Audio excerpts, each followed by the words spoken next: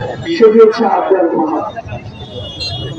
বিগত 16 বছর জাতীয় আওয়ামী লীগ সরকার এই বাংলাদেশে কিভাবে ছাত্রলীগকে দিয়ে, যুবলীগকে দিয়ে আর আওয়ামী লীগকে দিয়ে কিংবা নাম না জানা এরকম অসংখ্য লীগকে দিয়ে এদেশের মানুষকে শোষণ করেছে, নিপীড়ন করেছে, অত্যাচার করেছে, ক্ষমতার অপব্যবহার করেছে, তার প্রত্যেকটি যে উজ্জ্বল দৃষ্টান্ত, সেই দৃষ্টান্তের প্রতীক হচ্ছে আবরার পাহাড়।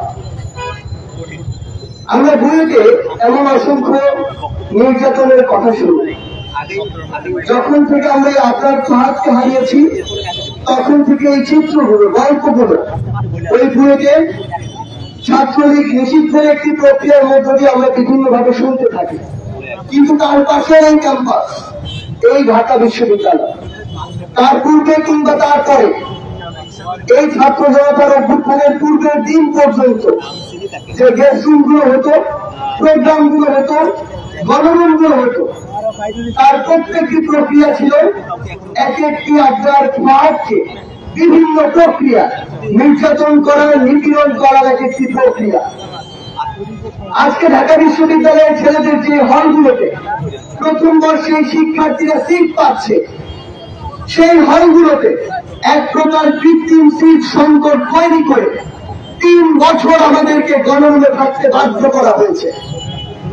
আমরা আমাদের সিটগুলো পেয়েছি 4র্থ বছরে, অথচ ওই হলগুলোতে বিগত 10 বছর 12 বছর ধরে এমন অসংখ্য আদু ভাই ছিল যারা আমাদের এই যে বৈধ সিট প্রাপ্ত যে শিক্ষার্থীরা, তাদের সিটগুলো নিয়ে তাদেরকে গণরুমে থাকতে বাধ্য করেছে।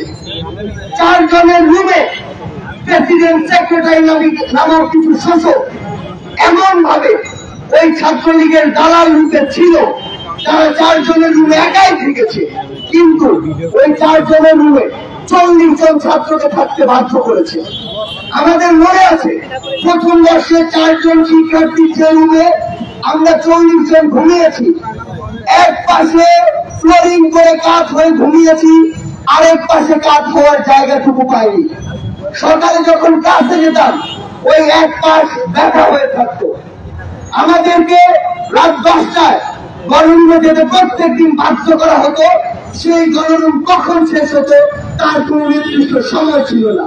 রাত 12টা, 2টা, 3টা, এমনকি ভোর পর্যন্ত ফজরের আজান ওই গণরুমে, ওই গেস্ট রুমে হয়েছে, এমন অসংখ্য ইতিহাস রয়েছে। ঢাকা বিশ্ববিদ্যালয়ের গণরুমগুলোতে ছাত্রলীগ নামধারী কিছু নরম পিছায় এক প্রকার মাদকাসক্তের মতো হয়ে যেত। তার উদ্দেশ্যই থাকতো গণরুমে একটি স্ট্যান্ড নিয়ে যাবে, গেস্ট রুমে একটি স্ট্যান্ড নিয়ে যাবে, এমন শিক্ষার্থীকে মারবে। এমন অসংখ্য উদাহরণ ঢাকা বিশ্ববিদ্যালয়ের গেস্ট রুমগুলোতে রয়েছে, যেখানে এই স্ট্যান্ডগুলো শিক্ষার্থীদের গায়ের উপরে ব্যবহার করা হয়েছে।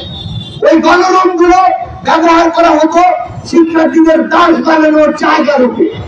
ওই গণরুমগুলোতে 40 জন এই কারণে রাখা হতো যেন একসাথে তাদের ওইখান থেকে ছাত্রলীগের, আওয়ামী লীগের দালালি করার প্রোগ্রামগুলোকে নিয়ে যেতে পারে। এই যে বিষয়গুলো, এই যে কালচারগুলো, এই যে চর্চাগুলো, আমার সংলাপে যারা রয়েছেন এর প্রান্তে যারা রয়েছে, অসংখ্য কথার মধ্যে বলার চেষ্টা করা হলেও আমরা ঠিক মতো বলতে পারিনি। কিন্তু এখন সময় এসেছে।